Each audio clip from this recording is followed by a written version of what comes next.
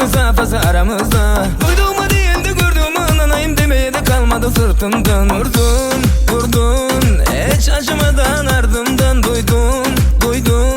Ne iştir dönmüş arkamdan. Bir kere zıpla, iki kere zıpla, tutmadın Allah Allah. Ben hadi neyse atlatırım da yerle bir ol sen inşallah. Bence sen öyle gün yüzü görme, o yılanı besle koynunda. Kusuruma bakma bizde de böyle her şey yok ki eyvallah. O diyor lan lan ne ya, diyor lan lan ne. O diyor lan lan ne ya, diyor lan lan ne. O diyor lan lan ne ya, diyor lan lan ne. O diyor lan lan ne ya, diyor lan lan ne.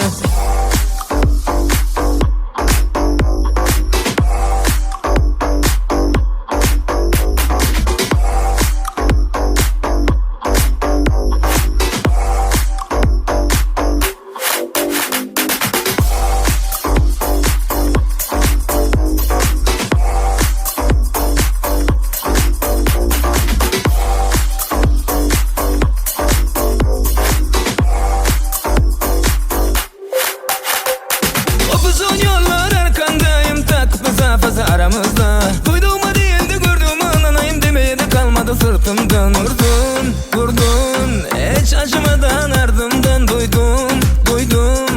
Ne işler dönmüş arkamdan. Bir kere zıpla, iki kere zıpla, tutmadın Allah Allah. Ben hadi neyse atlatırım da yerle bir ol sen inşallah. Bence sen öyle gün yüzü görme, o yılanı besle koynunda. Kusuruma bakma bizde de böyle her şey yok ki eyvallah. O diyor lan lan ne ya, diyor lan lan ne. O diyor lan lan ne ya, diyor lan lan ne. O diyor lan lan ne ya, diyor lan lan ne. O diyor lan lan ne ya, diyor lan lan ne.